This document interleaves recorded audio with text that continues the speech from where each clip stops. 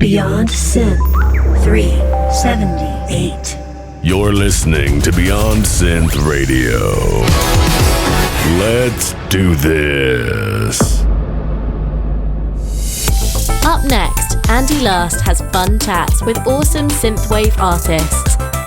It's time for Beyond Synth.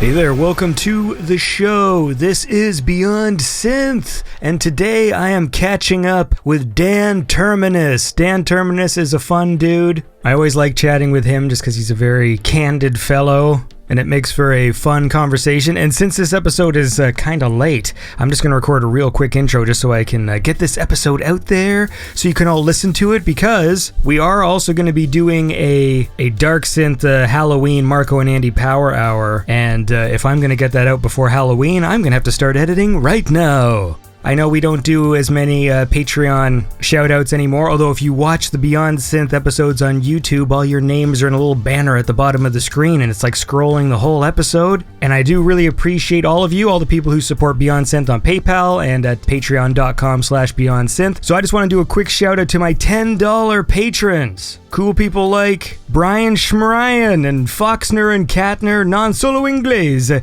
Glenn Main, Jonathan Harden, Krizak Hatterack, Adam Conway, John Masari, Andrew Bennon, Run the Skyway, Electromechanic, Energon Cubes, Rama Branch, Neverman, Jean-Christophe Lecomte, Mr. Gimpson, Monkey Magics, Night of Ducks, Binkley, Barry 007, Tristan Waits, Poly Digital, Matthew Lister, and Will Lowe. Thank you all so much.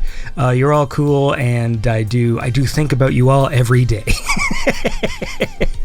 I wake up and I'm like, hey man, what's Binkley up to? You know what I mean? I crack a real great joke and I'm like, I wonder how Rama would feel about this. I wonder if Andrew Bennon's enjoying his bowl of Chex. Alright, that's all. Let's go chat with Dan Terminus. Let's listen to a song first. This was my favorite track from his last album, Last Call for All Passengers. And then when the song is over, I will be in conversation with Mr. Dan Terminus. So this is Oubliette by Dan Terminus.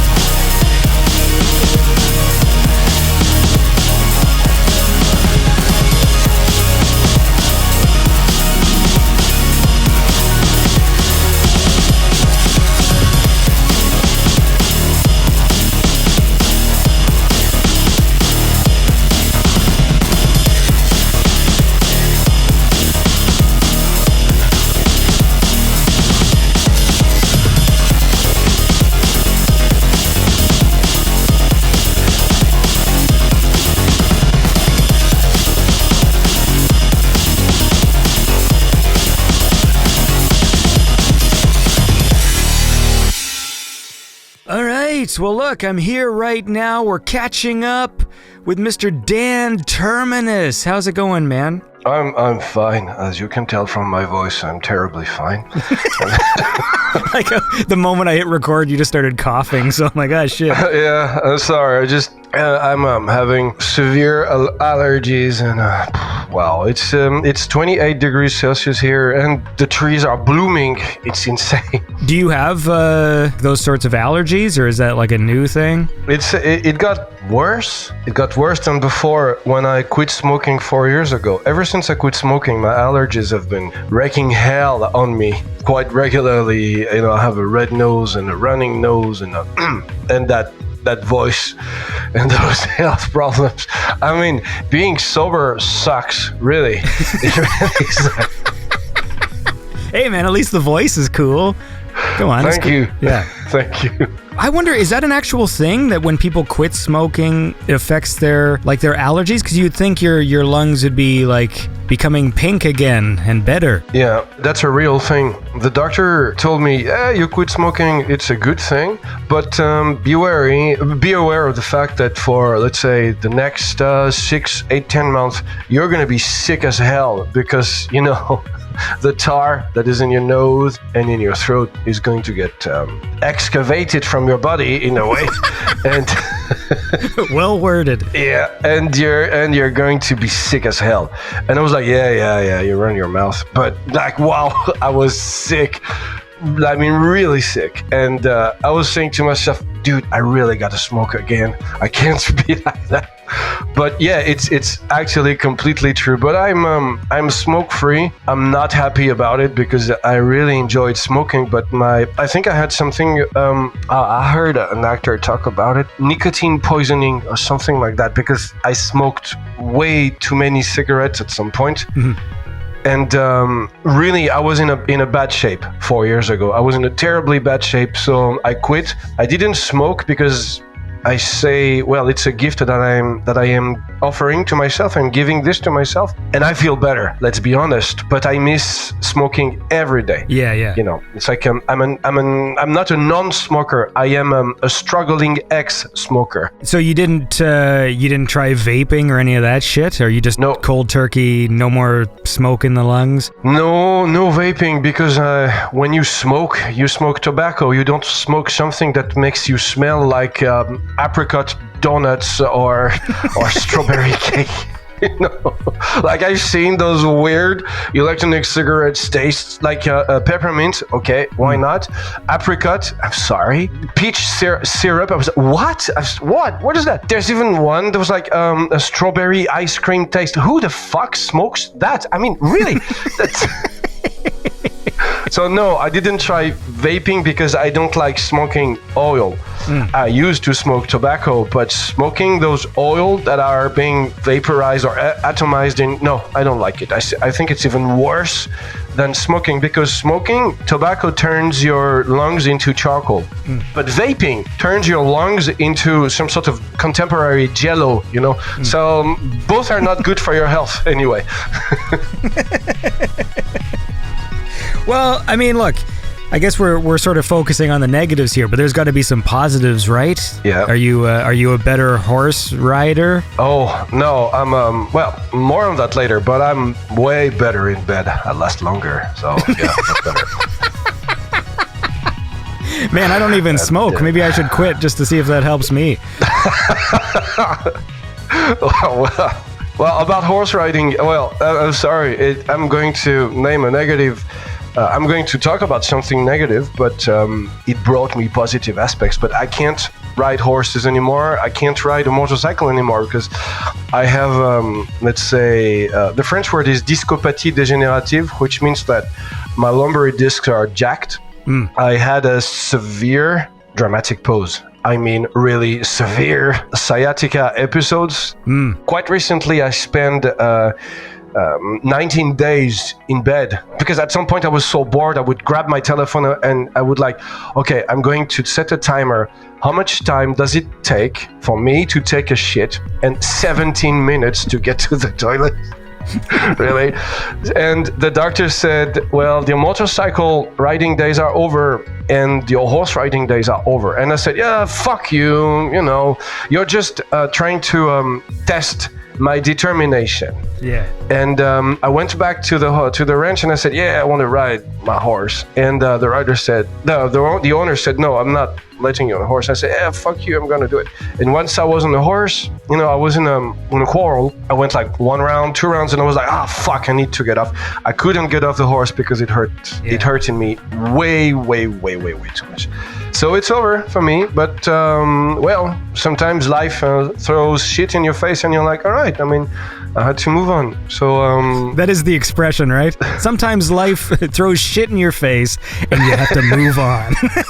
Yeah, in a way. I couldn't find a better poetical way to say it, but it's shit. You have to accept it. So yeah, it's like and in the fact that the positive thing that I like in this is that there's no way I can go around the problem. It's like, dude, it's over. Your body can't take it. You lost weight. You walk every day, you try to build a more solid muscular structure around your bones, but you will never ever get on a motorcycle again, so you'd better live with it. Yeah. Otherwise, I would spend my days, grinding my gears, but don't go think that I am, this like super strong guy going like, hey, so it's over, but I'm fine. No, I miss my motorcycle every day, and I miss riding my horse every day, but hey, when you can't do it, you can't do it. So, like, if you lose something, but there's the possibility to get it back, you're always going to be pining for it, like you say. But if you're definitively just like, I can't, yeah, then it is sort of like just a chapter closes. Absolutely. That's like, okay, that chapter's done, and then you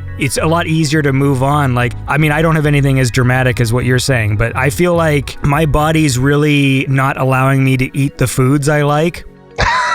And it's not as dramatic as sciatica, I'll admit. But, there is this thing where I'm noticing now where, when I have pizza, at nighttime, I have acid indigestion that's so bad. It's like there's fucking lava in my neck and I can't sleep. Like, I literally can't lay down because if I do, and then so I'm sitting there like chugging Pepto-Bismol and this shit. And like, there's all these other things now where I'm like, I actually have to cut them out because I'm in pain. Like, there's certain foods that I love that, like, when I eat them now, I'm in pain. Oh. It's just the nature of my body now, and it really sucks because I love junk. I feel like I have to do those diets where I cut out bread and stuff. And, like, that sucks because everything I love is breaded in some way. Yeah, this is old age. We're getting older. I know. And we're not Lemmy from even. Come on, even Lemmy of Motorhead when he had such a severe diabetes that even doctors said, all right, hey, cool, it's easy. Even Lemmy switched from Jack Daniels and Coke to vodka and orange juice. So even if Lemmy of Motorhead said, hey, I have to go easy on this, then just imagine what it would be for us, know. But honestly, to me, what those negative events taught me is that there is some sort of equality in terms of pain. My sciatica, or the fact that you can't eat your favorite food, or maybe somebody else's pain, it's all equal because it affects us in different ways, but the outcome is always the same. So for me, what it taught me is that it taught me to respect, as much as I can, because there are days where I am so pissed off I don't respect anyone or anything, but it taught me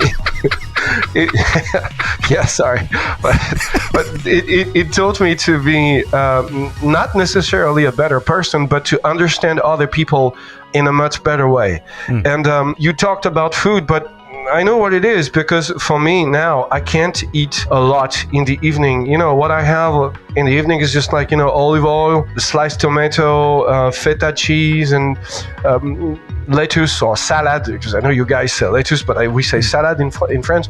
And lettuce is part of a salad. Technically, yes. Yeah. Okay. Yeah. So that one's on me. But you get the picture. But before that, I used to eat, good meal or good things, and now I'm like, I have 2 boiled eggs and call it a day and go to bed and fuck it, because I'm old. So well, look, listen, before we get carried away, obviously we haven't talked in a while, but we're going to listen to some music. Yes. Some cool Dan Terminus tunes. Now, I thought it'd be fun today if we just did sort of a retrospective, because the last time I talked to you was the last album you put out. Yeah, the album was called Last Call for All Passengers. Yes. Since then, you've been, I guess, dealing with horse riding and motorcycle stuff and quitting smoking. Yeah. But it's always fun to catch up with you. I always enjoy chatting with you, and so I thought we would have a catch up here. And so what we're going to do today is we're going to listen to some classic Dan Terminus. You've got some covers you wanted to play, so we'll play some of those. And maybe we'll even listen to a very brief soundbite from the next album on this very spooky Halloween. This is me just hoping. If this episode airs in October, then this is a Halloween-themed catch-up with Dan Terminus. And if it airs later, then it's a Christmas-themed. So let's... All right. No problem. So how about this? Let's start. We'll listen to this classic track. This is Twin Turbo Interceptor by Dan Terminus.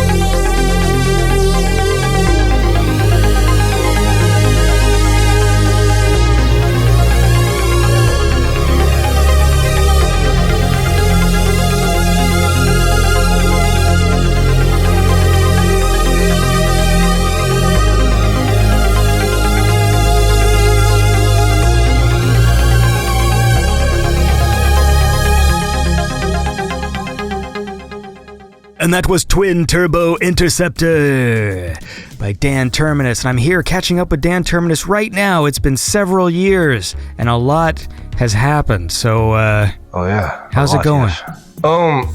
Much better. I still feel like shit, but I'm much better than a few months ago. I know you said the smoking you've quit for 4 years. 4 years, but like, is the motorcycle and horse thing more recent? Absolutely. In fact, it happened last year because I became a pound cake.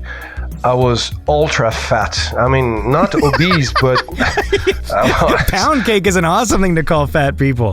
Yeah, I was thick. Yeah. You know, like really thick. Like you couldn't see through me. Even with an X-ray vision, I was like so filled with fat. And I said to myself, all right, I don't like looking at myself in the mirror like that. So I was weighing 117 kilos, which is quite a lot. 117 kilos. But you're a tall guy though, right? But I'm a tall guy, so everyone would tell me, oh, come on, but we don't see it, and since you're tall, you need to fill in the blanks. And I was like, but dude, I mean, I haven't... Fill in the blanks. Yeah. That's just it's like me thinking in French and saying it in English, but I think it sounds great now that I heard myself say it. Yeah. And but I was really fat and kind of like, oily or... You sound a lot like that lettuce you've been eating. Yeah, in a way, yeah. So I said, all right. So I started walking every day, starting, taking a better control of myself, and exercising and going to the swimming pool. But that's when the trouble started because I lost weight way too quickly. Well, no, way too fast, sorry. And that's when I had sciatica. I mean, it was really intense pain. I had never felt such a pain like that in my life. And there was nothing I can do about it because I have another... I have another problem, which I discovered. I have sleep apnea. I mean, like, severe. This is really funny because I literally went to my doctor today, and I had a list. I didn't want to appear like a hypochondriac, and I don't like wasting the doctor's time. Yeah. So over the course of months, I'll just take little notes just to remind myself. Oh, next time you see the doctor, make sure he looks at this and what the hell is this and whatever. And so I started thinking I had sleep apnea, but then I don't think I do because I just get the thing where I'll be sleeping and all of a sudden I'll make like a snorting noise and I'll wake up. But that's not sleep apnea. That's just something else. Like I do this thing where I'm in bed and all of a sudden I just go like, and then like I just sort of like dart awake. But I guess sleep apnea is when you don't breathe, right? I can't answer you because the best thing you have to do if you have doubts is to go see, well, I know the French word, which is pneumologue, which is a doctor that specializes in the lungs and, the air intake in a human being. But sleep apnea, especially mine, is when, let's say in your mouth or in your throat, the muscles break down, they collapse as you lay down in your bed. So there's no more air that is getting into your lungs. And as for me, maybe your listeners, some of your listeners have sleep apnea, so maybe they know where I'm coming from, but mine was so severe that the indicators, the somnographe in French, indicated that sometimes I would spend 16 seconds without air in my lungs. Oh, shit. So I don't know if you realize how 16 seconds can be such a long time without breathing. Oh, yeah. And to be honest, my life was, how can I say? My life was slowly turning into a waste. I love talking to you. Yeah, it's better to laugh about it. You have this very poetic way of always the way that you. Yeah, it's because I'm French, so yeah. But honestly, to answer your question, sleep apnea is when everything in your throat crumbles, the muscles crumble, so the air intake is non-existent, and your brain is always on standby, and your brain is like, oh, hey, no more air. We're actually gasping for air, so let's wake up. So you have those micro wake-ups, and then you fall asleep just like 1 or 2 seconds right after that, but you don't remember it when you wake up. But in my life at that moment, I was going crazy because no one explained me that I had sleep apnea. So every morning, it would take me the longest minutes and the longest hours to get out of my bed, and I was constantly tired, and I was starting to get really nervous, because when you are sleep deprived, you become terribly nervous, terribly frustrated. Yeah. And I would wake up with my nose, my mouth, my tongue, my teeth, my gums, everything was dry, because no air, no saliva, no nothing. And when I was on tour, Perturbator's drummer, who one day told me one thing that should have been a sign, a warning sign. He said, hey, you just yawned. I'm like, yeah, because I'm tired. And he said, come on, how come? You're the only one who sleeps for a whole night, and yet you are the most tired of us all.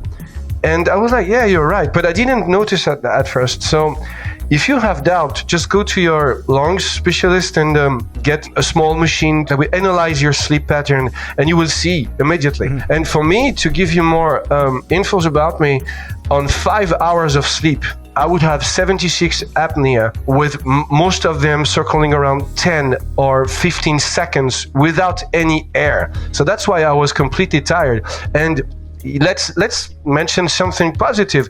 In terms of sex, I wasn't a performer anymore. I had my libido inside me that was like, but my sexual prowess, if I dare say, was like, oof, dude, fuck, we can't do anything anymore. And the moment I got cured by the machine, so because I sleep with a CPAP machine, the moment I got that, I was like back to my former self in like 3 or 4 days, and I was like, ooh, wow, come over here, you. Well, look, that's good. I like this when I was healed by the machine. Yeah. I like when I was cured by the machine. That's an awesome thing to say. I mean, really, it is a technical reality. If you take my CPAP machine away from me, in one night, I get back to the man I was in 2021, right before I had the machine. That is why, if your listeners have doubts, or let's say, or if your boyfriend or if your girlfriend is feeling always tired and blah, blah, blah, it's not depression, it's not a nervous breakdown. Sometimes it is sleep apnea. So if you have doubts, go to your lung specialist and get checked. So it will save your life, because when you have sleep apnea, it's your heart races strong and fast, whereas it shouldn't be racing strong and fast. So you should be resting when you're sleeping, but obviously you're not. And yes, if you're like me, when you're cured by the machine, you will look at your girlfriend and say, come on, I have some frustration to get rid of. Come over here. Well, I like that. It's a nice public service announcement from Dan Terminus. Mm-hmm. Go get your lungs checked. I mean, that is the thing. Like, I'm not like an expert in anything, but it does seem like a lot of the problems we have sometimes, if you at least do the basic minimum things that health professionals always say to do, like get your sleep, eat a balanced diet, do your little bit of exercise. And oftentimes, even when I'm super stressed or I feel sick or whatever, I can usually trace it back to, fuck, I haven't been sleeping. Yeah. Or I just ate junk food for the past 3 days and I didn't really have a proper meal and I'm sleeping like 4 hours a night or something. And usually, like, after a good night's sleep, you just feel like, holy shit. Or water, drinking water. That one's huge. I never like drinking water, and then when I do, I just feel better. If you just like chug a mug of water, you just kind of like, you feel better. Like, if it's not part of your regular routine. And I know for myself, I have or I used to have a lot worse, like anxiety. Like, I would have like panic attacks and stuff. Yeah. Like, a lot of it was just like making sure I ate breakfast and slept. And then a lot of those things went away. Like, it was just about being a healthy person. Yeah, those are the simple things in life that make us feel much better. So that's a good thing to hear, because, I'll give you my definition. Today, I am dramatically normal and tragically sober. But in a way, it turned me into a better version of myself. But it's good. But it's fucking boring. I mean, I thinned down from 117 kilos to 91 kilos. So that's 26 kilos. So that's many kilos. But it's fucking boring. It's like, no regular Coke, just Diet Coke. Okay, no regular Pepsi, just Pepsi Max. Or, no sugar, please. No. Oh, fuck you. Being sober sucks. But in the end... Well, look, listen. I tell you what doesn't suck, Yeah. all right, is listening to cool music. Oh, yeah. How about we listen to your Dan Terminus rework of the Escape from New York? Oh, yes. Would you like to hear a funny anecdote about it? I tell you what. Yeah. How about we listen to the song and then you tell me your anecdote? I agree. Much better. Okay. All right, let's do it. This is Escape from New York, the Dan Terminus rework.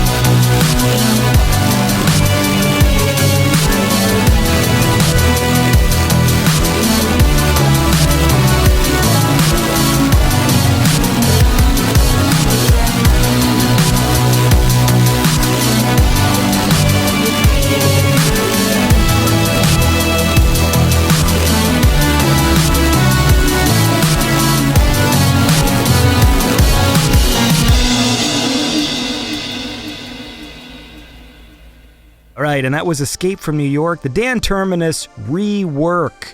And why did we listen to that? Because we're chatting to Dan Terminus right now on this terrifying Halloween. And or terrifying Christmas. Yeah. Ho, ho, ho. We're back with Dan Terminus. What is it? A French guy playing dark synth music. Oh, ho, ho. So look, man, Yeah. you're gonna tell me a funny story, or maybe it's not funny. I don't know. It's absolutely not funny. It's just an anecdote. I was bored and I wanted to make a cover version of something, and I started humming the Escape from New York theme to myself. I recorded it on my telephone, and then I played everything through a vocoder, and I was like bum bum bum bum. So when you hear the main melody, is just me singing it on the crappy quality on my telephone. And I'm just saying this to show that you don't need fancy gear or fancy equipment to make something, you know. Sometimes I will get suckered into buying plugins because I see them advertised on Instagram, and I don't even really make music, but like there's times where it's just like, oh, that's a really cool retro synth, I'll go pick that up, and I'm like, why did I do that? Yeah, why? And the same with when I think about all the new programs, like I use After Effects quite a bit and Photoshop and these things. And yeah, like every time they do a new version, they release some new tools. And then you just think, but like, people using version 1 made wicked stuff. Yeah. Like people using these effects programs in the 90s made cool things. Yeah. So like, what is happening? Like it's sort of like Netflix where you're just bombarded with all of these new fancy tools. And at the end of the day, if you still don't have a vision or, you know, what you want to do, then they're useless. Absolutely. It's, well, I'm going to say something. So it's my opinion, so it's pretty aggressive, you know what I'm going to say, not towards you, but towards Yeah, fuck you, Andy. Fuck you, Andy, but with all due respect, of course. Yeah. No, it's pretty aggressive towards intellect in general, but I mean, the gear doesn't really matter because I met people when I was back in the days when I could play live, when there was no war, no nothing, back in the good old days.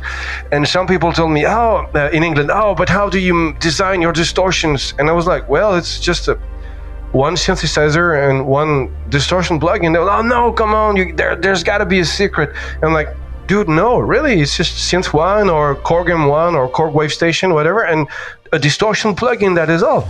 And I think that when you are limited to something that is just, let's say, 1, 2, or 3 tools, you tend to be more creative. And I'm going to say this because I'm very arrogant and I'm so full of myself, but I made the next Terminus albums with like 2 drum kits, that is to say kick, snare, and different sounds, Synth 1, Korg 1, Korg Wave Station, and distortion plugins. So, and it helps me become a better musician and be more spontaneous. If I had, let's say, a studio or a room filled with hardware synthesizers, of course I would be happy, but I guess they would be sitting here collecting dust because I like having some sorts of limitations. I think it's when your true qualities as an artist really show. I'm not blaming people who say, I want to make a track with hardware synthesizers. If it's your thing, go for it. But what I'm saying is, I prefer when something sounds good. You know, I'm not part of the internet police of morality where people say, yeah, it's hardware synth, I can hear the difference. No, you can't. You fucking can't. You don't. You don't judge the quality of someone's work on the tools they used. You judge the final product. If it sounds good, it sounds good, no matter what kind of tools they used. Same for, you know, drawings. You know, I'm teaching myself how to draw right now because I made myself a promise when I was younger. So I think it's time to fulfill that promise. So, you know, and I'm teaching myself how to draw, and I'm looking for references every day, and I see beautiful things that are made on paper, on canvas, or digitally, and all of those things are wonderful when you open up. But if I were to say, no, that's digital, I'm not looking at it, I think I would be some sort of an asshole. So, well, I am an asshole to begin with. So I try to be not too much of an asshole. So same goes for music. But what you said about plugins is true. Even for me, well, I'm not on social networks too often anymore, but you know, I see those ads going like, hey, this is the 1983 reverb, and like, who the fuck needs another reverb plugins when you have already 17, and and in the end you always end up using the same FL Studio reverb plugin. You know? Actually, what happened with your social media? Did you lose one of your accounts or something? Absolutely, I did. One of my ex-girlfriends, she was a community manager. I don't know if that term exists, you know, in the US or in Canada, but she was managing online communities. And she said, oh, but you have a good Instagram. And I'm like, yeah, but I don't really care about it. And she took my phone and she said, can I browse through it? And I said, yeah, sure, go ahead. And she said, well, you should switch to Pro. And around the time the Pro feature was free. And there were a lot of Pro accounts that were making scams. And one day I was in Finland, in Helsinki, and I was browsing Instagram because I wanted to repost something that a fan posted from the venue, and my screen went blank. And I was locked out of my old account. So I did everything.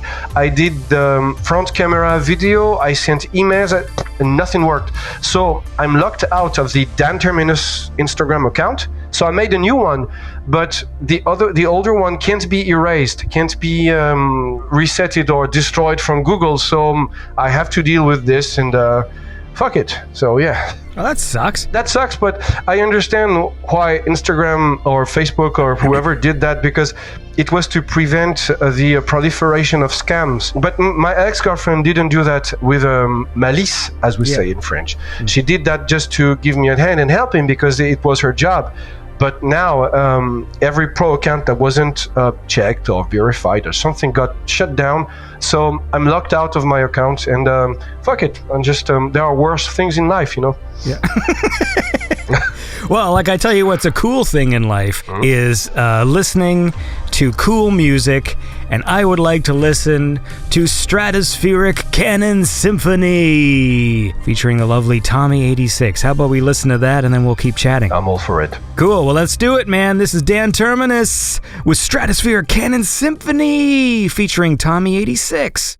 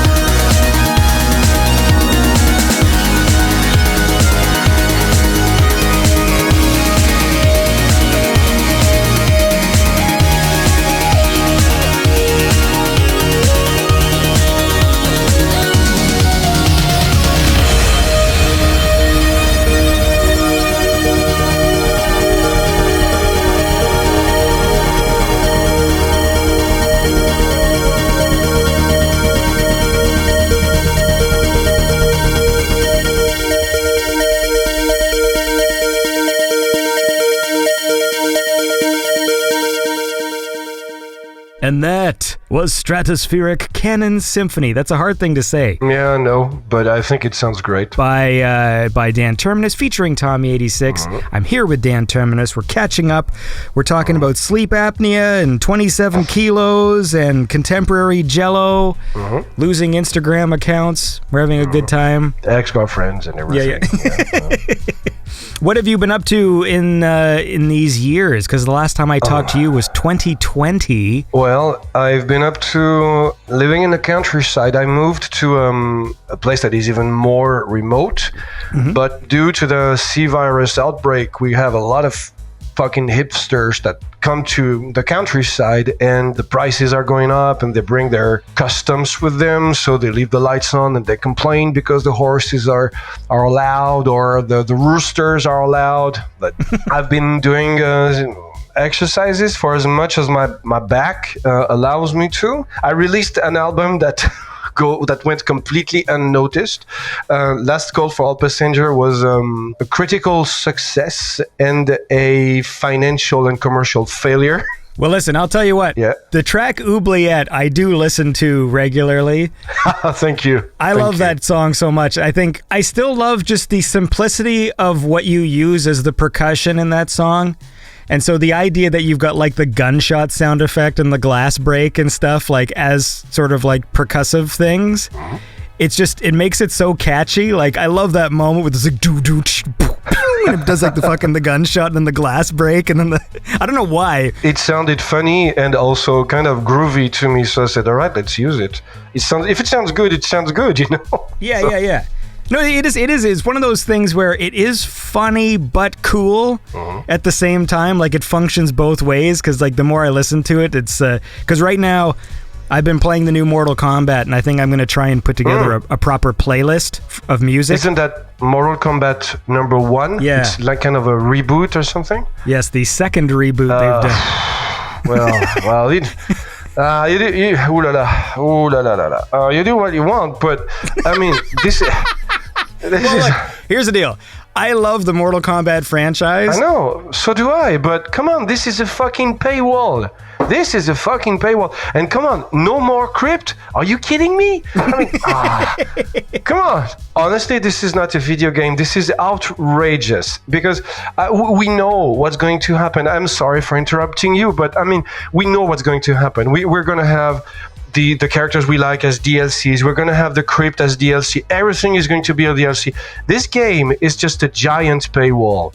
I'm sorry for, flying off the handle, but I mean, fuck it. Okay, you're not wrong. I bought it as a gift to myself. Okay. So when I look at my wife and she like buys like all these clothing items and things, and I started thinking, you know what? I shouldn't feel so bad about buying myself retro things. Like I bought myself a little Game Boy, the Ambernick RG35, whatever, that you can load with ROMs, and it's like it has the form factor of a Game Boy but has all the old ROMs on it. And I bought a thing called Retro Shooter, which is like the light gun. Oh, yeah. So it's like 2 light guns with all the arcade games that use the light guns and stuff. And I think I want to build like an arcade cabinet. But anyways, Mortal Kombat came out, and I'm like, fuck. I mean, I always buy them because I love the story because they're so stupid. And like the more games they make, the more convoluted the story becomes. And so Yes. I have a buddy, and we love just talking about the story because it gets sillier and sillier each time, but I love it. But you're absolutely right. Like I bought the fucking premium one so I could play it like 5 days early. And I know for a fact, like I'm still trying to unlock like a better costume for Scorpion because his default costume, all the ninjas now, since they're different stories, so they have their hair showing, they have like ponytails with the mask, and I'm like, for me, to be clear, Scorpion is a skull. He's so I did just buy an alternate costume where he has like a flaming skull head. You see, that's not what I told you. It's a fucking paywall. And then I know that in about 8 months' time, they'll come out with the special edition that has all the characters, and it'll be $11. Yeah. And I should just wait. I should. You're absolutely right. But in a way, I understand you because if you really enjoy Mortal Kombat and if you really like the franchise, it's only fair that you buy it. Because, and as you said, it's a gift to yourself. But that is why these people make so much money. They're so bloated with money. It's disgusting and outrageous. You know, I mean, take the example of other games like Bayonetta, for example. You have everything in the game the moment you buy it. And I don't know if you like the Diablo franchise, but Diablo 4 is going to be a game that is going to be good, let's say, in 2 or 3 years when you buy it 14 euros, you know, on sale. Yeah. And I think it's really bad when you have that strong bond with your favorite games, you being Mortal Kombat and me being other games, that you say, all right, I'm spending money right now, and I know that in 2 or 3 years I can have it for $15 because. Yeah, well, sorry, I just think it's outrageous. You're really. right. I like, for example, when I don't care that much about the franchise, like Cyberpunk, for example, and I guess now is really the good time to buy it. But when I got it, it was right after that 1 year period where it had slumped. But then they finally did a proper upgrade for the next-gen consoles, and I bought it for like $20 or $30 or $25 or something on PlayStation Store, and the game was fine. Because at that point, I waited a year and like they'd fixed a bunch of things and it played fine or whatever. Yeah. And so I didn't experience the paying full price for the game where your character just flies through walls and, and everything freezes. And so I had a good time with it, but I also had a good time with it because it was like, hey, this is a pretty good game for fucking $30. Indeed. Right? So I didn't have that disappointment. Mortal Kombat's the same thing where I know in a year's time, I bet you even some of the gameplay aspects of this game are going to be changed with like some updates. And, you know, it is what it is. It is what it is, yeah. It is what it is, man. I absolutely agree. Oh, do you want to hear a funny story about video games? It's a small anecdote. I like anything you want to say to me. Oh, thank you. I was feeling kind of like I had really dark thoughts. Really dark. And I'm not saying this as a second degree. I'm saying this as first degree. I had like really dark thoughts. And there's a friend of mine who came to visit me in the asshole of the world where I live. And he said, hey, oh, come on, I brought something to cheer you up, and if you ever feel bad again, just call me. Just don't stay like that all alone. But hey, here's a gift for you. And I opened it's like Armored Core 6 Fires of Rubicon. I'm like, oh wow, thank you so much, because I like Armored Core. I was replaying Armored Core 5 Verdict Day the other day. I had my Unax, that's my unmanned mechas. They were tearing through, the other opponents. They were like, where's this? They're just automated, And I said, oh, thank you so much. So we have supper.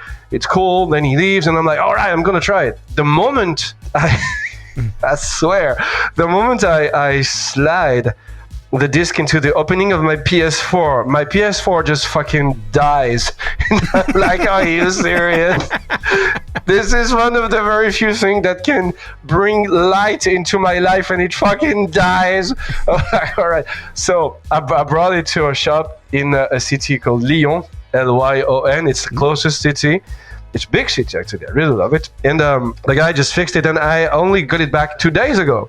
And I played it, and it's awesome. It actually is just Armored Core 5 Verdict Day, but upgraded with better graphics and less parts to buy. But it's still a good game, so it made me a happier man. Really, just to spend minutes and minutes in my hangars going like, hey, all right, this generator has a very low output, but it has maximum capacity. All right, I'll try that. I fucking love that. I'm torn between games that give you a lot of choice and games that don't. Both are good, really. But I had that conversation a week ago with a friend of mine who is a game designer and level designer and an artist, and he works from software in Japan. And he said to me, if you want to give a feeling of freedom to the player, you have to put a player in an environment.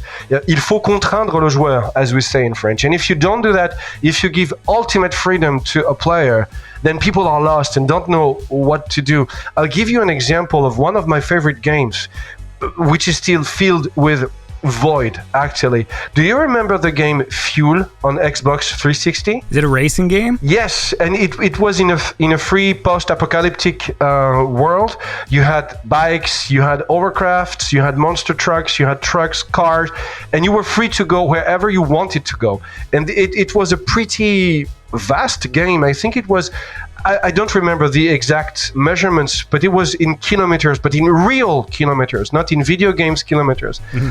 And I loved this game, but you were free to go from one place to another, so people were bored. On the other hand, when you take a game like Mirror's Edge, when you take the first Mirror's Edge, people were like, oh, I like the game, but I am so contrived, I have to go there and there and there. I would love to explore the city. So what the guys did for Mirror's Edge 2, that is to say Mirror's Edge Catalyst, is that they said, okay, we give you a whole city to explore. And then it was a counter reaction from the players because they said, but I'm getting bored, I have too many things to do, I don't know where to go. What the fuck do you want? Yeah. Really? You know, you're mentioning Fuel and how, you know, the kilometers of the game and, you know, all games now, these open world games, they tout bigger and bigger worlds, you know, so every time a new Far Cry comes out, it's like, this world is 200 kilometers square and whatever.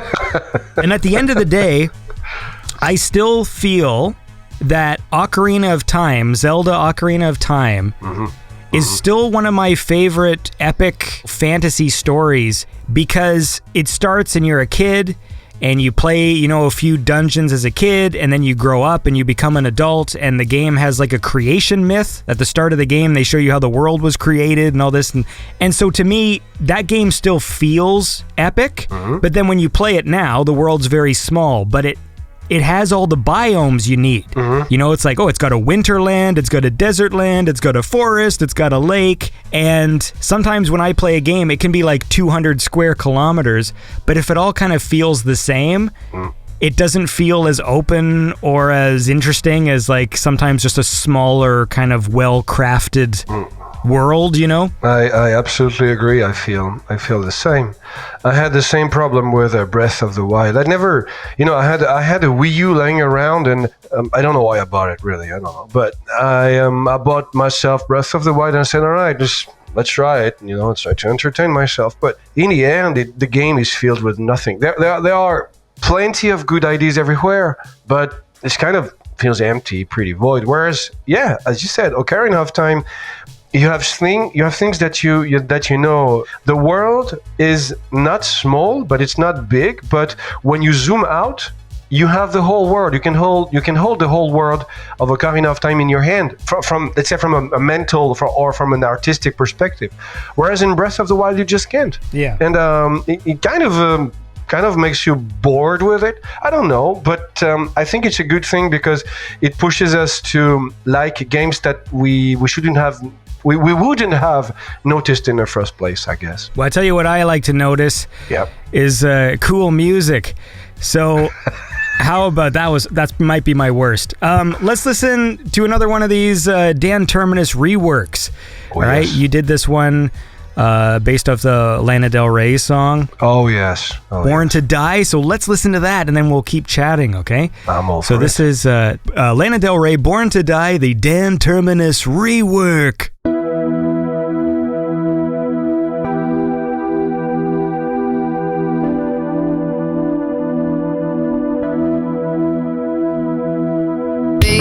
Don't fail me now.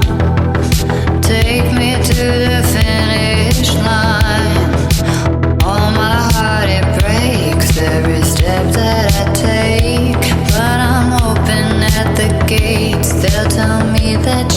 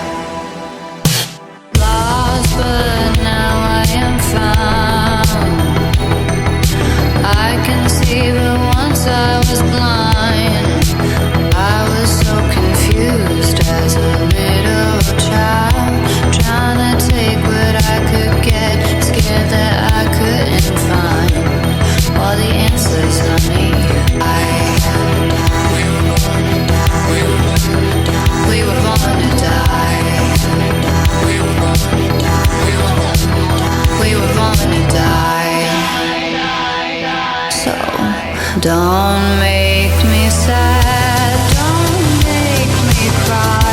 Sometimes love is not enough and the road gets tough. I don't know why. Keep making me laugh. Let's go get high. The road is long, we carry on. Try to have fun in the meantime. Come and take a walk on the outside. Let me kiss you hard in the pouring rain. Like your cousin say. So choose your last words. This is the last time. 'Cause you and I, we were born to die.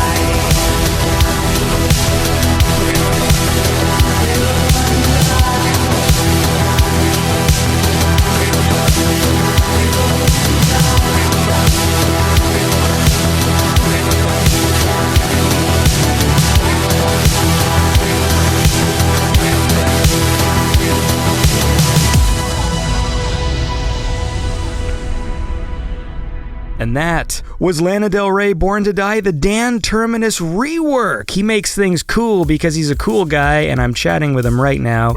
We're talking about video games, we're talking about Mortal Kombat, Armored Core, Breath of the Wild. Because I did play the new Zelda, Tears of the Kingdom. Yeah. I think I liked it better just because it gave you more kind of interesting tools.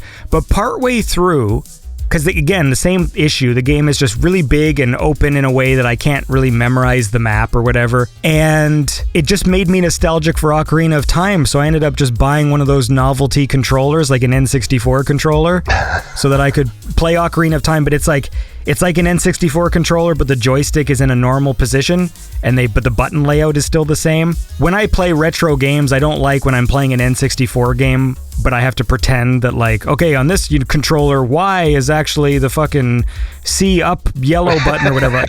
I just don't like that, so I bought a controller that has the big blue and green button for A and B and my yellow C buttons. Yeah, that was the thing, because there was just something about it.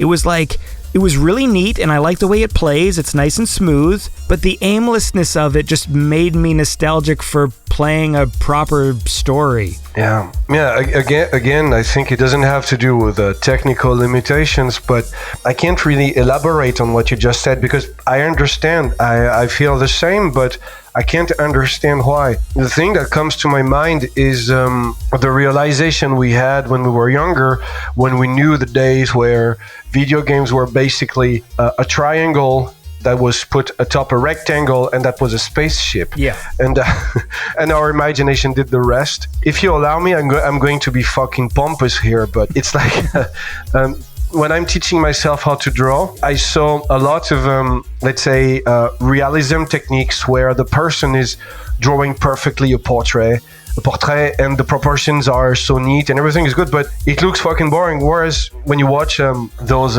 endless boring quote with surgical gloves tutorials unquote and throw the gloves away on YouTube, you see people who make wonderful images or portrait with, let's say, 1, 2, 3, 4, 5 strokes with a mechanical pencil, and it looks great. I can't explain why. But I'll give you an example. You mentioned Ocarina of Time. I will mention to you one of my favorite games. Not my favorite games, but one of my favorite games. It was Turok, the Dinosaur Hunter on Nintendo 64. Mm-hmm. Honestly, it feels like an open world, but it's self-contained. You have all the things you need. And when you play it, you have fun. And no matter how many times I replayed it, every time the fun was intact. I can't explain why, but I enjoy myself playing those old games. But I think that today making video games is a difficult thing if you want to be spontaneous, because you have big studios with a lot of people working on it, so you have tunnel vision. Whereas, I'm working on a video game with a friend of mine, and he does the coding and the designing, and I do everything that has to do with the context and the sounds, the SFX and the music. And honestly, it's an easier way and funnier way to work, because it's just the two of us, But when you have a team of let's say 60, 70, or even 175 people, it's kind of difficult. So I'm not blaming the games, I'm not blaming the people. I'm saying, okay, I don't quite like it. I will go back to playing my old games. Turok I actually really loved when I was young, and I really liked the sequel as well. Mm-hmm. What I find funny about going back and playing them now, because you can buy like the HD upgrades. Yeah. There was this period of time where like a lot of N64 games and a lot of 3D games in general were like mazes. Yeah. And I'm so not used to that now. When I go back and play Turok, I can't believe I even knew how to navigate these spaces, because everything looks the same. And especially Turok 1, it's full of mist as well. Yeah. So there's a gray fog, and everything is just stones with green, on top of them. And yet when I was young, I could fucking run through these levels and I knew where I was going. And now games, they guide you, right? So every time you're lost for like 2 seconds, like a little like bing, turn to the right, turn to the left, like they tell you what to do. Yeah. So I just wasn't equipped. I went back and played Turok 2, because Turok 2 has some fucking amazing music and good weapons. I don't know if you tried, the weapons. In French, it's la scie cérébrale. It's a saw. Cerebral bore. Yeah, I fucking loved it. That's one of the best guns in a game. And Shadow Man as well. I loved Shadow Man when I was a kid. On Dreamcast or? Well, the Dreamcast one was the same. It was the N64 and the PlayStation I one. never finished it. In my city, back in the days where we didn't have internet all over the place, there was this one guy who finished Shadow Man, but everybody else couldn't, because the handling, the gameplay was so difficult to get used to. So, but honestly, now that you say it, I have, those flashbacks of Shadow Man, and it was so awesome. Yeah, like it's a cool game. Yeah. Just because at the time it was fun to have, a platforming game that wasn't necessarily for kids. Even though I loved Mario and Banjo-Kazooie and stuff, like they're really good games, but it was cool to just play one that was adult focused. And it's a really weird and dark game as well. I also bought that as well, like the remake. And then I just got to a point where nowadays I just don't have enough time to focus on the games I play. And if you stop playing a game like Shadow Man or Turok for even a few days and you go back, I'm just lost. I don't remember the fucking map. I don't know where I'm supposed to go. There's no indicators because it's not a new game. So it's like the second you boot it up, I'm just like, I don't even know what the fuck I'm doing. Like, I don't even know who I am, who I'm supposed to be killing, where I am, like what, And so I stopped playing, even though I got pretty far, because I just was lost. It's not like when you play Skyrim, and you go to the menu and just go here, talk to this person. It'll teleport you right to him. Like, so. Which is a good thing too, really. Well, that's why I love Skyrim. I know it's cheesy to like that game because everybody, keeps playing it. But like, I can jump into a game of Skyrim having not played the game for a year, and I just go to the map. You fucking press X to teleport to a mission. I just teleport there. I do it. It's usually some simple thing where you just go 2 feet into a cave and fight some goblins and bring an item back. But, there's some other games that I just can't rejoin. I try and I just they're too complicated to play, or there's too many buttons and I feel like an old man. No, you're not old. It's just that you're switching to other things, Don't worry. I had the same problem with Vanquish. When my PS4 was dead, I fired up the PS3 and I said, okay, let's play Vanquish. I was like, wow, all right, this game is awesome. It has a fucking good potential, but my brain is like, okay, no, I don't need this in my life right now. Really?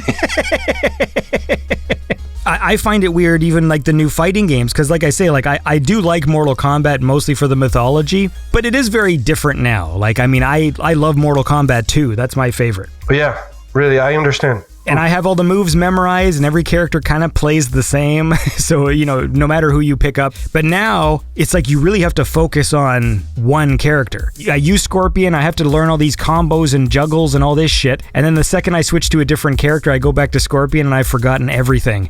And it's like, oh wow, like I have to... Well, it was already like that back in the days. There was a period of time in my life, luckily for me, it didn't last too long, where I really wanted to play fighting games. And I'm going to put it this way. There are some people who sing well, and there are some people who sing out of key, no matter how hard they try. Yeah.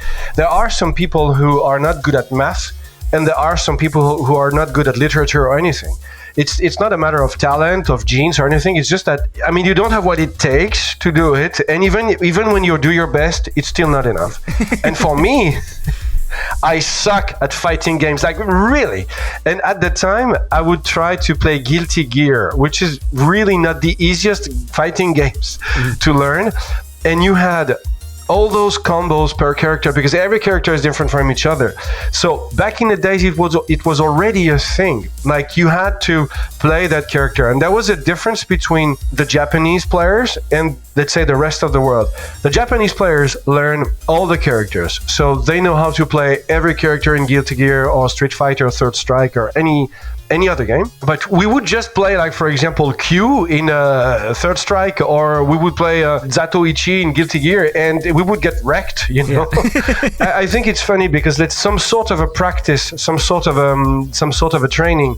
And now that I am, teaching myself how to draw every day, I see some similarities, It's like an apprentissage, as we say in French. I kind of find it funny to spend like 8 hours a day sitting in front of your console, learning the combos for fighting game character. But for drawings, it's exactly the same. I've been doing anatomy for 2 months. And every time I'm like, why the fuck am I drawing arms and legs and feet? But the more you do it, the more your brain goes like, hey, no, I can do it now. It's the same for fighting games. Same for any kind of other apprenticeship. Well, that's the thing. I'm not even good at them. I'm not good at driving games. I know that. For some reason, because I only learned to drive last year. Whoa! So I've never understood how cars work. Do you have manual or automatic? What do you drive? Oh, automatic. Oh yeah, automatic. Come on. I'm not going to learn a fucking manual. It's just like I can barely remember which one is gas. All right, the last thing I need is fucking. More knobs. You can't be serious. But I am. Well, I'll tell you all about it, but how about we listen to some more music? Yeah. How about Heavy Artillery? Sure, go ahead. Yeah, man, let's do that and then we'll keep chatting. This is Heavy Artillery by Dan Terminus.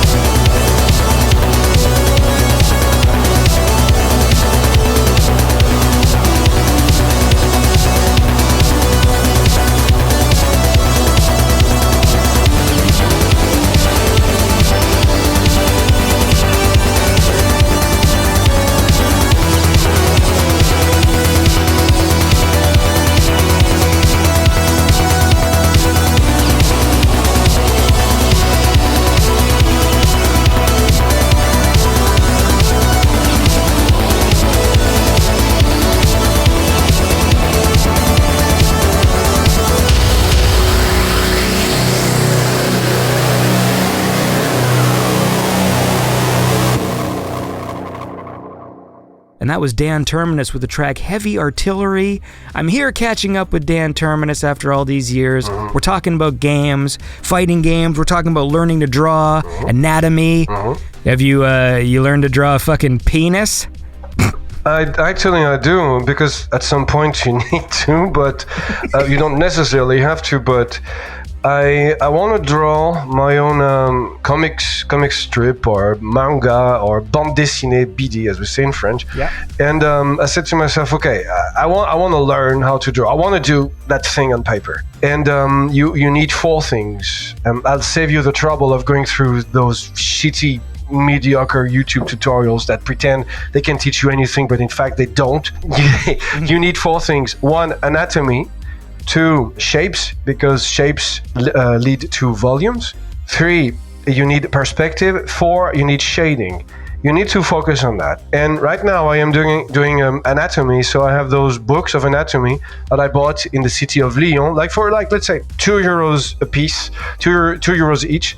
And I just draw, I copy female bodies, male bodies, in order to understand how the body works and how it is built, so to speak.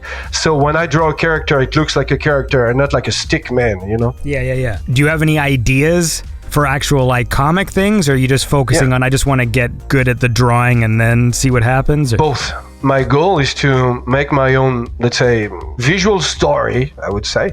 I have some very, very strong influences because in general, I don't like manga. I think it sucks, but except for a few authors who are, to me, like geniuses, like for example, Nihei Tsutomu, he's the one who made Blame and Knights of Sidonia and Abala and Noise.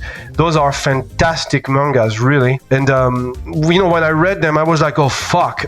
I never knew I needed this much in my life. The other author I really like is Kyu Hayashida. She wrote a manga called Dorohedoro, or Dorohedoro, pronounced in the English way, and it's fantastic. I can't describe it for you, and I will leave the surprise to you. And these 2 authors are so awesome, so great, and I read the mangas. Of course, I enjoy reading the mangas, getting lost in the pages and going like, wow, it's so beautiful. And at the same time, I say to my brain, come on, just copy everything so I can develop my own style. And it's funny because it's a nice thing to do. It's like watching those beautiful drawings and trying to understand, okay, what makes it so special in my eyes? What do I like? And then I say, okay, how can I do it my way? Well, you have to practice. So I practice every day. And I don't know where I'll be in a year or 2 years from now, but every day I draw, every day I practice. Because as I told you, it wasn't only one episode of sciatica, it was many episodes of sciatica. And at some point, after spending 1 week on my bed, I was crying, looking at my ceiling, and I was like, what the fuck is going on with my life? And the next day I could walk. I could barely walk, but I could walk again. And I said, okay, I'm never ever wasting time again. And that's when I had this callback, this throwback to the young kid I was. And I said, okay, I'm going to teach myself how to draw, because nothing is for granted in life, if I dare say so. One morning you wake up, and one morning I woke up, and the woman of my dreams, the woman of my life, told me, hey, I want us to part from each other. And I was like, fuck, but you have to live through it. Okay, so that's not for granted. Another day I wake up and it's the motorcycle and horse riding. Another day it's this or that, and so I know that drawing is important for me, but I never knew how important it was. So I said, okay, I'm going to learn how to draw, no matter what it takes. I don't have motivation, because motivation is tainted and influenced by your emotions. And as you can tell, I've had some rather gray and dark emotions lately. I am determined. When you are determined, no matter how hard life is, you take your sketchbook and you draw, even if it's just a sphere, and you shade it with hatching or cross-hatching. Even if it's like, let's say, 30 seconds a day, at least you will have done something. So this is how I work, this is how I roll. It's more fulfilling in a way, because today, after having gone through what I've been through, I can't be wasting my time anymore. I want to live and be mindful and do things, instead of going like, I can't do this or that, I have grave thoughts and blah, blah, blah, Sorry, I went off the track. I'm sorry, but No, if you don't want to waste time, get yourself a TikTok account. oh, fuck you. No, but what you're saying is I mean, it's the same advice they say for writers and stuff like that too. It's like, even if you're not being creative, just the act of doing it every day, once it becomes almost like a muscle memory, then that's part of the process. I think this is just me assuming, but like I feel like a lot of people these days, it's like you want that immediate gratification. You know, you want to learn something, and then the next day you just want to be good at it. Absolutely. And that's just not the way it works. And I mean, I'm saying that because I feel that way sometimes, where there's certain things where I'm like, where I know I'm a good editor and because I do it every day and I've done it for fucking decades and it's what I am good at. But there's other things I want to be good at too, but I just don't have the drive. It's like, oh, I would like to make some joke music, and tomorrow I just want to produce a song and it'll be done. And no, it doesn't. right? There's like tons and tons of hours you have to put in just like experimenting and doing things and actually doing it every day. And one of my problems is I will sometimes, when I don't do something for a while, just like with Mortal Kombat or these other things, I forget because I haven't been spending every day doing it, like using a particular plugin, for example. If I don't use it all the time, several weeks will go by, and then when I go to work on a project using that plugin, I have to relearn it. Like, I just have to refresh my memory about how this stuff works. Keyboard shortcuts. You know, I just forget. I'm like, fuck, it's B. I'm pressing the wrong thing. Or I switch programs, and in this program, V isn't fucking cursor. V is your paste button or whatever. And like, you know, so it's true. You have to fucking practice every day. Every day. And if you don't, you do what I do, and you fill your wall with notes. So when I'm like, I'm using Logic right now, so I have a little piece of paper up there to remind myself, like, no, in this program, the shortcut for cutting is the fucking T button. But if you're cutting on Final Cut, the short button is fucking whatever. And like, I have to have these little maps. It's like a... You know, like when you see like the conspiracy guys on the internet where they have all the string and the map. And it's like, you know, so I've got that all over my room where it's like, oh, I'm using this program, so I have to, this button is the shortcut. And anyway, the point is, I understand what you're saying, and it's good. Cool. So how about this? Yeah. I want to listen to more music. Okay. You have another one of these reworks we should listen to. This is one I don't even know the original song. It was actually, it's a song called Circle of the Tyrants by the metal band called Celtic Frost. Yeah, I've been a fan of metal for years. I'm still a fan, actually, and it's a funny track I made, and it got a lot of traction. I don't know why, but yeah. And I think it sounds great because it's a electro version of death metal, black metal, whatever metal song. And I think it sounds great. And it's with a vocal synthesizer, because I'm too lazy to sing. So yeah. Well, let's listen to that, and then we'll keep chatting. All right. This is the Circle of the Tyrants by Celtic Frost, the Dan Terminus rework. After the battle is over, and the sand drunk in the blood, all what there remains is the bitterness of delusion.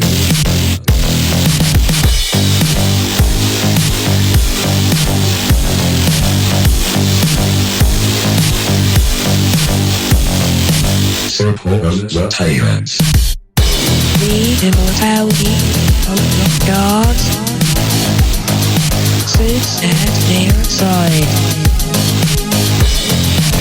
as they leave the walls behind. Three tools clean.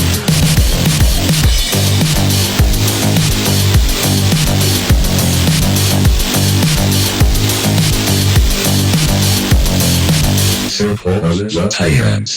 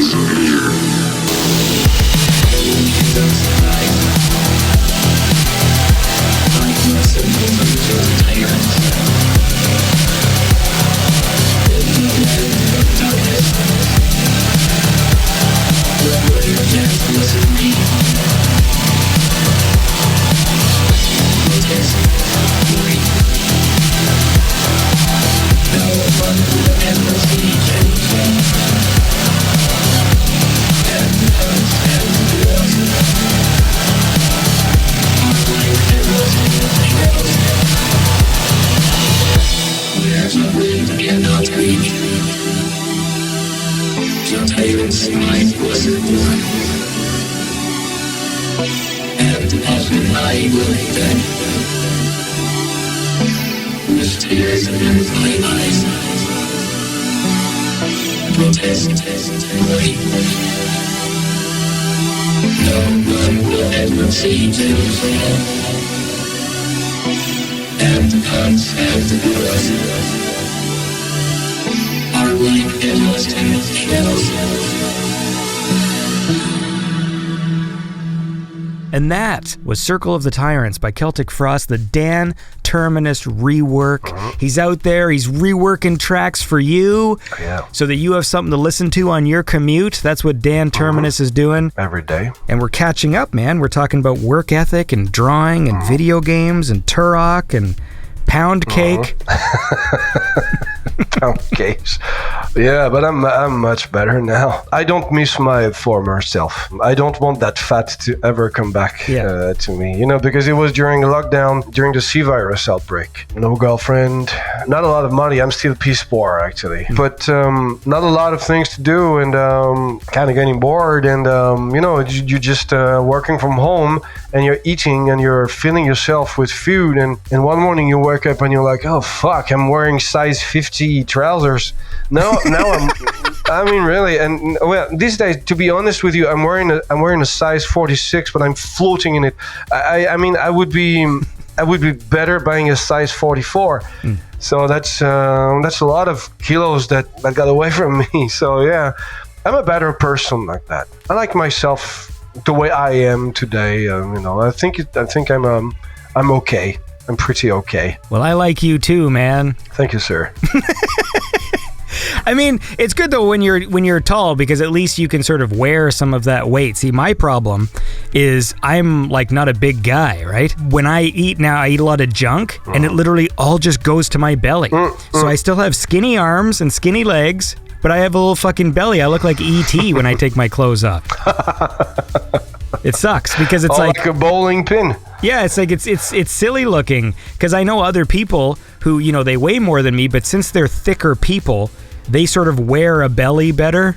You know what I mean? It's just like it feels more appropriate. But for me, I just look like an asshole, because like my whole life I had abs because I was so skinny. You know what I mean? Like I didn't have a belly. So now, if it distributed itself, I would feel better about it, but it doesn't. No, because the belly is the most difficult part to lose fat from. It's really hard, and it's hard to do abs when you have sciatica. Oh, no doubt. Or when you can't walk. Yeah, no doubt, man. I mean, is it even possible at all? Like, what ab exercises can you do that don't involve curling your back? Walking or swimming, or paradoxically, bicycle riding. It helps your abs burn fat faster. But I don't do abs anymore because I destroy my backbone. So I go to the swimming pool. Yeah, it's like it's a fucking 37 minutes ride from my place to the swimming pool. If I remember correctly, you have a horse, right? But you keep him stabled at some other place, right? Is that how it works? Yeah, that's correct. But I used to, but I don't have them anymore because they cost too much money. Right. Okay. So that's what I was going to ask. So like when you couldn't ride him anymore, then the horse goes away. Well, in fact, here's what happened.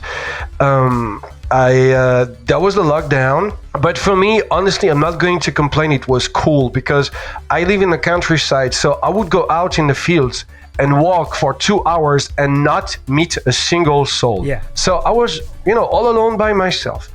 So to me, lockdown was okay, as opposed to some people who, and I feel that pain, were living in cities. But money was scarce because no more concerts, no more touring, no more job, so it was difficult for me. And taking care of horses costs you a fortune. So what I did was that I didn't give them away, but I transferred the ownership to a person who uses horses as therapy. Right, okay. For autistic children or even grown-ups. And I know that they are being taken care of. I go to see them regularly, and they are happy, they are healthy, they are in a good shape, so it's fine. I only wish them to be happy and healthy for the rest of their life, and I know that the person who is taking care of them would do that. And then years later, when I got back to the ranch and I said, all right, okay, time for a ride, and that's when I had sciatica, and that's when my determination was tested. But when your body says no, well, okay, you don't. But I'm happy to know that these two are going to help autistic children or people who have troubles, people who are feeling depressed or anything. Because when you hang around an animal is a silent companion who brings you a lot of emotions, a lot of good things, but the animal will never judge you. An animal is in the present moment. An animal is mindful. An animal is not going to tell you about, hey, can you check the last Instagram roll I've made? No. So I'm happy to know that they will bring happiness to other people. But the thing I do now today is what we call in French travail à pied, which is working on foot next to a horse.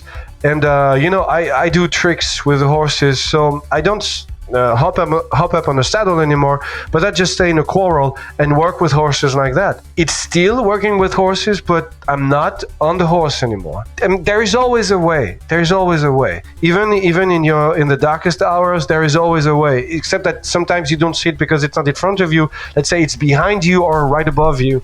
So I'm happy that I hang out with horses. Yeah. Even with my broken back. Yeah. Well, that's good. I feel like my cat judges me. Yeah. Because it's a cat. Cats are fucking assholes, really. Like they're fucking judgmental. They're like, I'm so better than you. I have thousands of years behind me. You guys have been worshiping me for years. But there's a cat in my hamlet that is what we call in French un chat chien, which is a dog cat. It's a cat that will follow you around, that will ask you for cuddles, and he will even play fetch. So there are some cats like that. Yeah, I think we're going to get another one. Cool. I hadn't had a pet for so long because once we had kids, like my last cat, Fufu, she died when I was right before I had a son. And then once we had kids, it just felt like it was so busy in the house that like I didn't want to have a pet because it was just like another added thing, Mm-hmm. But now that the kids are older, we got a cat. He's like a Persian, so he's got like the flat, squishy face. Yeah. And dude, when we saw the picture of the person who was giving away the kittens, I just couldn't stop laughing. He just had like the funniest face. I'm like, well, we got to get this. Like, I mean, like this cat's amazing. Like he's so funny. And then we just found another one because my wife, she just keeps on sending like, just look at these kittens. And I'm like, fuck, we already have a cat and we live with my dad and I don't think he really wants another one in the house and all this stuff. And but then this newest kitten, dude, the same thing. I couldn't stop laughing. It's just a funny, I'll send you a picture, you'll understand. Okay. And I was just like, all right, well, look, this thing's fucking hilarious. It's like a little alien. It's like just well, in my hamlet we have a cat that is one-eyed because it was one-eyed due to a fight, and the eye that got damaged is extremely red, so we call him Terminator. Nice. Again, it's like the different animals, they accommodate different lifestyles, So I know my wife's family, like they're all dogs, all big dogs. Every one of her siblings has a dog. Whenever there's a family reunion, there's like 9 giant dogs just running around smashing into stuff. And for me, I've always been a cat guy because I'm so focused on my own projects that I just like the idea that there's the presence of an animal, He comes in and says hi and then he's gone for the whole day. I don't walk him. I bump into him on the street and it's like I'm bumping into a person I know. Like I walk outside and hey Chester, how's it going? He's like meow, and then he just like kind of keeps going. I'm like, all right, see you at nighttime. Yeah, this is the way cats lead their life. They live their life. Sorry, they don't care about us, but we would be sad without them, and they would be sad without us, I guess. But what about with horses? I mean, like when you had a horse and it was in a stable, that it lived at, so it was still your responsibility to go and like brush him and stuff, or did they do that? Like, how did it work? It's my responsibility to take care of my horse. If I don't do it, I'm an asshole. I would do it as often as I could. The thing is that I left them in a écurie or ranch. Let's call it a ranch. Yeah. And you actually rent a field because horses need to be free. They need to have a lot of space. They need to be free. In the evening, they would bring them back in the boxes in the stables, so they would be protected from the cold or the wild beasts. And in the morning, we have a palefrenier, which is let's say someone who works at the ranch, and he was like, "Hey, come over here, you," and who walks the horse to their dedicated field. And then when you have time, you go and take care of your horse, and you hop on your horse or work with it. You do whatever you want to do. But there are some horse owners who have a shitload of money and who just have horses just because it looks cool. So you see them like maybe once or twice every 2 months, and you see their horses just going sadder and sadder and sadder every day. And then you have people like me who are piss poor, but who go visit their horses like twice a week or 3 times a week. But I mean, I had draft horses, that is to say, like big muscular horses. In the end, you're just taking care of an 850 kilos creature. So it's not like holding your cat in your arm, Fuck, how much does food cost for a horse? Oh, a lot. I mean, you have different options, but let's say you leave them in the fields, so they're free to eat grass. But the grass is, it keeps them alive, but it doesn't necessarily bring them all the things they need. Then you have foin, F-O-I-N. The foin is, let's say, dried grass, so to speak. And then you can make some mash for them. Mash is let's say a mix of beetroot and other things. And then you give them salt stones, those big rocky salt stones that they lick. So it brings them the salt they need. But if you rely on, let's say, the ranch to feed your horses, sometimes it's between 200 and 500 euros a month, depending on the kind of food you give them. But usually your horse will be fine, except if the vet tells you that, for example, your horse has a transit problem or something like that. Usually they're fine. Okay. But it costs a lot of money, and the vet costs a lot of money too, and the horse farrier costs a lot of money too. But I mean, when you love them, you're just like, all right, okay, I'll spend money. And then when you are in front of let's say a 29 euros plug-in, you're like, fuck, it's too expensive. Yeah. But, well, look, I'll tell you what I love is listening to cool music. Well, actually, we've been talking for a while, so maybe we can wind down, but we'll listen to another song, and then we'll see what happens on this very spooky, Halloween. Let's listen to Grimoire Blanc. Did you say Blanc or Blanc? Blanc. Blanc. Blanc. Grimoire Blanc by Dan Terminus.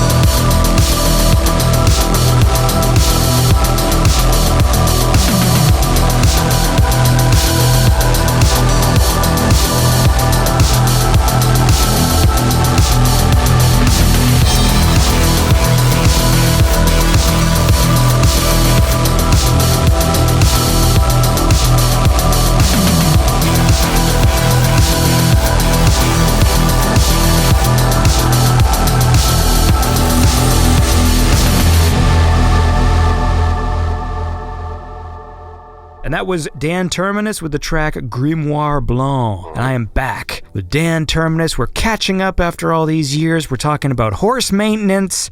What do you mean you're working on a video game? Sorry. No, it's fine. I'm sure it's a secret, but what can you say? It's a friend of mine whose name is Jim, and he designed the game BioCrisis, the first one. I made the music for the first one. It's a rail shooter, and right now we're making BioCrisis 2. In fact, I said okay, fuck it. I'll just do it with you. And he said, right, fine. For example, I made the shotgun noises and the pistol noises by slamming a fly swatter on a stool, and I popped a balloon, and I mixed the sounds together in order to make a good 9mm pistol sound. Nice. I also worked for Ghost Runner 2, which is due for release in October. I don't know if you've played the first one, but one day I got an email on my Dan Terminus email, and he said, hey, dude, I'm design director, artistic director at One More Level Games, and we made this game. I don't know if you know it. It's called Ghost Runner, and we'd like to have you on board for Ghost Runner 2. Would you be up for it? I'm like, of course. Yes, sure. I'm all for it. It was a fun experience because they said, hey, we would like to have that kind of music, but here are some artworks, and feel free to do whatever you want to do, how it inspires you. This is how I worked, and it was awesome to work from those wonderful cyberpunk artworks and landscapes and artist visions. And the game actually is really good, much better than the first one, in my opinion. Wait a second. This is really funny. So BioCrisis, it's like a light gun shooter. Yes, absolutely. The number 2, BioCrisis 2, is compatible with a light gun shooter. Dude! I literally wanted to make one. Okay, so because I had this thing. I wanted to make like a new GoldenEye game. And like we talked about before, I wanted to be good at game design in 2 seconds by watching a few videos. As soon as I realized it was going to take me like 3 days of work just to figure out how to put a picture in the background of my menu, I was like, you know what? Maybe this isn't for me. Like everything in video game design is so in-depth. It's like, I remember I wrote 3 pages in Unreal Engine. I wrote 3 pages of notes to just put a video loop behind a menu. Yeah, but this is how it rolls. I know. Well, that's the problem, right? So I thought, you know what? I'm never going to be able to do that. But I've gotten into light gun games again. I know that, I can plug my Wii remotes using a plug-in sensor bar into the computer. And so in theory, I could make a light gun game if it was just a mouse point and click game, because the Wii remote becomes the mouse. Exactly. And now you've just told me about this BioCrisis, and I'm looking at the screen going, that's fucking it. He's done it. Like, so if I plug my Wii in to be a mouse, I can play this game like a fucking light gun game. BioCrisis 2. For the first one, I don't know, but I think you can. Yeah, because that's the thing. Like the Wii remote, once you plug it into the computer, one of the options is it just becomes the mouse. Oh, well, then you definitely can, because Jim implemented that. I think he went to the Gamescom on his own, and he had light guns that he bought, in a secondhand shop, and they worked fine. So I never thought of the Wii option, but I tell him. But honestly, to elaborate on what you said about game design, game making, and blah blah blah, when you take a look at BioCrisis 2, we made things the simple way, and we have some sort of a motto, which is, do you know the movie Who Framed Roger Rabbit? Yes. The main animator had something written on a big white board that said KISS, KISS, and it said, keep it simple, stupid. And everything you see in BioCrisis 2 and everything you hear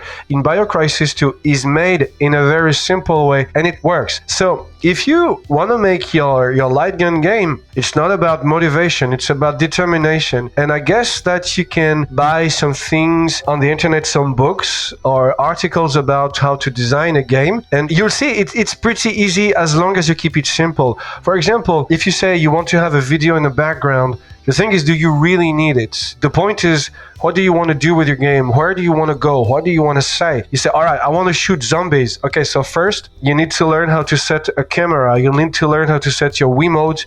You need to learn how to set, let's say, a rectangle that will be a zombie figure. And then you'll work on the details. So I'm not saying that you should work this or that way. I'm saying if you focus on what you really need, if you close your eyes a little just to have a blurry vision, then you'll get a big picture. The issue for me, I don't have the mind for the technical thing, and literally all of my ideas are all superficial.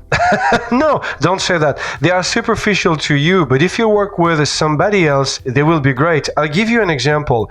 I made a track on my Atari 520 ST, which is a very old computer. And my friend Jim was like, told him, hey, did you make music? I'm like, yeah, I made this and this and that. And I said, oh, but I made this track. It sucks. I made it on an old computer. He said, no, you said it sucks, but hey, I want to hear it. And he heard it and he said, wow, it sounds fucking awesome. Let's use it. So don't worry. What looks superficial to you will be essential to the person you're working with. So if you surround yourself with people who have skills, then maybe you can make a game together. Like, for example, if you find someone who is a game developer and you have an ID, maybe that game developer will go like, oh, at last, I found you. What you're explaining with your sort of setup with Jim, that's exactly what I've always wanted, because for me, it's like, look, man, I can do sound design. It sounds fun when you're talking about making the shotgun sound. That shit is really important to me. Like sound effects, especially weapon things and stuff. That stuff I love to do, setting the atmosphere, all this. It's just when it finally comes down to the, all right, when X push negative Y dot negative 25 XY, and it's just that shit, my brain just shuts down. It's like I just don't get it. I just want to be able to say, look, you make the thing that makes it so, and I will fucking make the character sprites, I'll make the sound effects, I'll do all that stuff, but I cannot do that other stuff. We talked about it before, some things you're just not good at.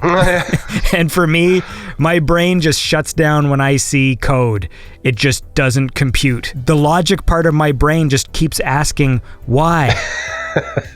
Why am I doing this to myself? Well, not only that, it's like, why is that the code? Do you know what I mean? Like, they'll sit there, you want your character to move. So it's bracket X.01. Actually, you're going to want him to move at this fast. So we're going to say X011 for this. And we're going to say Y, 2. Then enter, dash, enter, new line, brackets, A-2. And I'm just like, why? Why? Like, why A-2? Why 2 lines at enter? Why is there a slash? None of it. It just all just makes no sense to me. So that's my problem. But it sounds like you got the solution with what you guys are doing. Yeah, I mean, I do what I do best. He does what he does best. Yeah. So yeah, and we keep it simple. So I guess when you find a person you're ready to work with, a developer, and you keep it simple, you will make good games. Start with a general outline. Don't get into the details. At first, it will be like you shooting rectangles or triangles. Yeah. But it will work. And if it works, it's fine.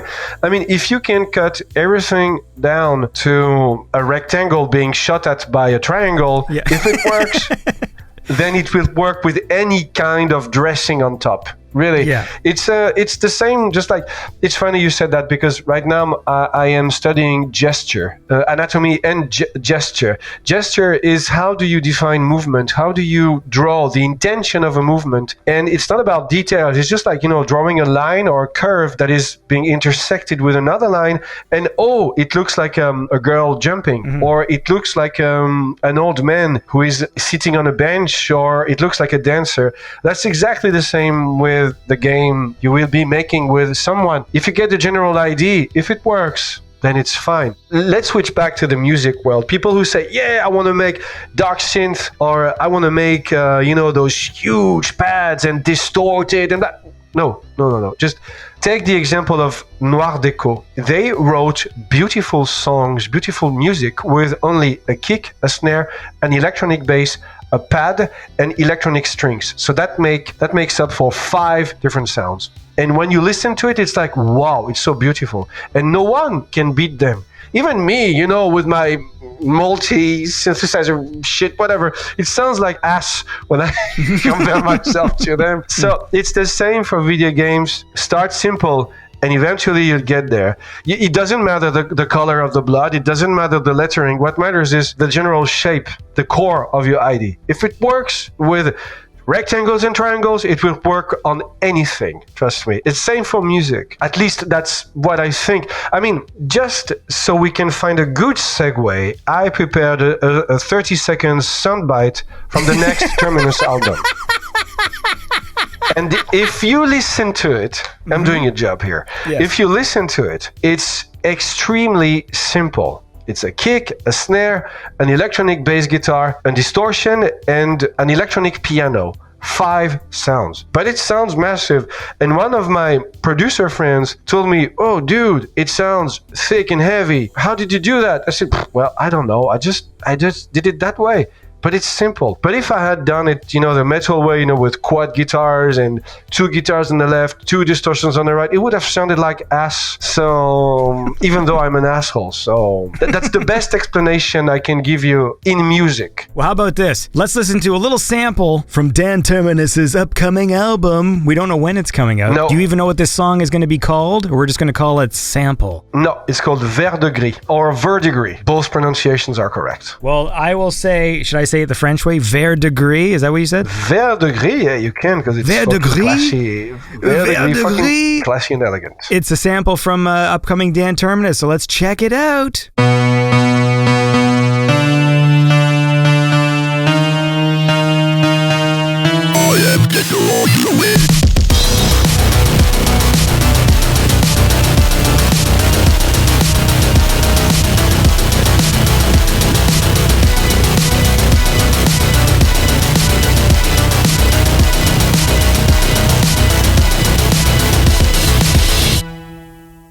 And that was a quick little preview of the upcoming Dan Terminus album, and I hope you dug that because it's cool. And listen, man, we've been talking for a long time, so we should wrap it up. But it's been nice. I like how you turned to very positive guy towards the end there, full of hope, and I am. We're going to get our projects made and everything's going to be good. Yeah, because it has to be that way. Life is a bitch at times, but life is a valley of tears, and life takes place in a cruel world. But life is also great, rewarding, and fulfilling. So it's better to focus on, I'm not denying the pain, I'm not denying the great thoughts, but once you've been through those dark times, at some point you become a better version of yourself. So you become positive, even if you don't want it. Even if you're like, I'm Dan Terminus. I'm so arrogant. I'm so bloated with self-love, and I'm so self-centered. Then you always come up as a positive person because it turns you into a better person. And today, that's what I do. And this is what this next album is going to be. I'm not going to lie to you. There's a track on this album that I made in 71 minutes, and I sent it to my friends and to my manager, and everyone was like, "Dude, it's the best album you've ever made." So if you allow me, I can tell you how I made this album. You are allowed. Thank you, sir. You have 1 minute, and then I'm going to hang up on you. Okay. I made an album, working on it for 1.5 years. It was heavily influenced by the French Touch movement. Daft Punk, Kavinsky, Sebastian, Air, Justice. I poured my heart into it. I sent it to my manager and even to Carpenter, who listened to the album and said, "Dude, I'm sorry for being straightforward, but it sounds bad.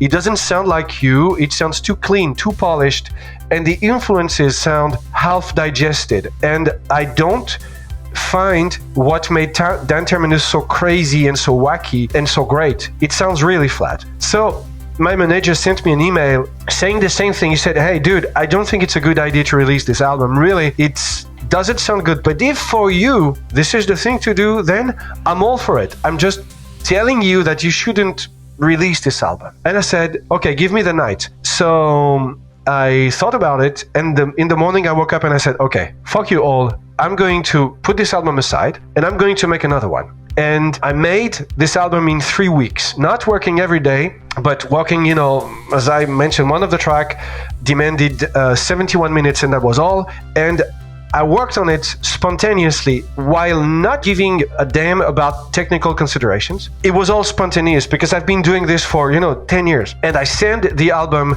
to my manager and he replies like the day after and he said, "Dude, it's probably your best album to this day." And I said, "But dude, come on, I worked with my ass on it. I mixed it with my ass." And this is something that really ties my head in knots. I sent it to my friends, the very few friends I have left, and they said, "Whoa, this album is fucking awesome. It's your best album. Really, it's so much better than all the albums you did before." I was dumbfounded. I was like, "Are you serious?" I did it with rage and fury, and I was so enraged. It was like a révolté, as we say in French, and I made this album just like, "Hey, I'm going to show you who I am and what I can do." being spontaneous. So I think that people are going to like this album when it is going to be released, because I don't know when, by the way, but it's me. It's 100% me. I put everything in this album. Dark thoughts, depression, wanting to jump off the bridge, and then, rage, fury, sexual frustration, everything. Put everything in it. And people say it's your best album until this day. Okay, fine. I'm fine with it. So I hope that people will enjoy this album, because I really enjoyed making it. I hope that people who have dark thoughts will say to themselves, well, what I have to say to these people is, please don't kill yourself. Just think for a moment and ask yourself the question, do you want to die or do you want the shit show to end? And that makes a difference. And I'm pretty sure that everyone will say, I want the shit show to end. And once you've reached that state where you're not jumping off the bridge, please ask yourself the question, what can I do for me? Because before that, you were asking yourself the question, what can I do to fill in the blanks? And that doesn't work. So if you do something for you, things get better because you only pour yourself into what you do. And that's what I did with this album. So I think that there is, as I told you before, there is always a way, except that we don't necessarily see it, because it's behind us or on top of us. And I hope that people will enjoy this album, because I surely enjoyed doing it. Well, look, man, what a way to end. We've got a nice positive message. Hang in there, everybody. Fucking Dan Terminus is a cool guy. Mm-hmm. He's got a new lease on life. Yes. And he's got some lettuce to eat now, because it's about supper time for you. Yeah, because it's 19 hours 41, so yeah. I'll be having a supper at 20 hours, so in 15 minutes. Yeah, man. Need some olive oil, some tomatoes, some lettuce, some Armored Core 6. Oh, yeah. Yes. Well, look, man, It's always fun to chat. Yes. Of the guests that do return on this show, there's always something very pleasant about your candid nature. Thank you. Whenever people, they say like, oh, I love when Dan Terminus comes on, because you just sort of come in and say it like it is. And that's very refreshing for people, because, even now I'm doing this voice, I'm playing a character, in real life, I sound like a little mouse. But then I turn on the microphone, and then it's like, welcome to the show. And then I turn the microphone off, and I just go in the corner and start crying.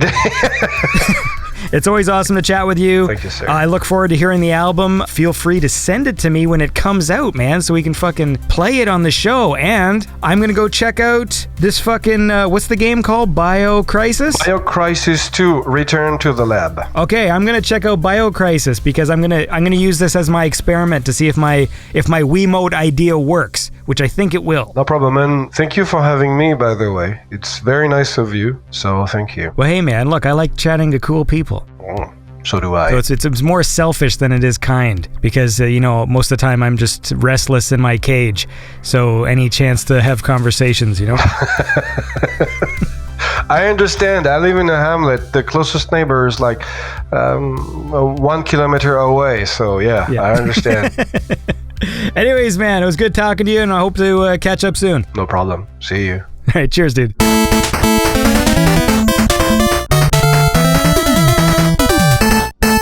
And that was my conversation with Dan Terminus. I hope you enjoyed that. Tune in next time. Marco and I are going to be doing a dark synth and spooky tracks for Halloween. I guess not all my picks are necessarily dark synth. Some of them are sort of like cinematic Halloween-y type tracks. But listen, man, Halloween-y? Anyway, I hope you enjoyed the show, and tune in. Hopefully before Halloween there will be a Halloween episode, and that should be fun. Okay, that's all. Have a lovely day. Keep being cool, and always listen to Beyond Synth, because it's the best synthwave chat show there is. Beyond Synth Radio is produced by Andy Last. Check the show notes for more information on the musicians featured on the show. Beyond Synth is made possible by listeners like you. Consider supporting Beyond Synth at patreon.com/BeyondSynth. Thanks for listening.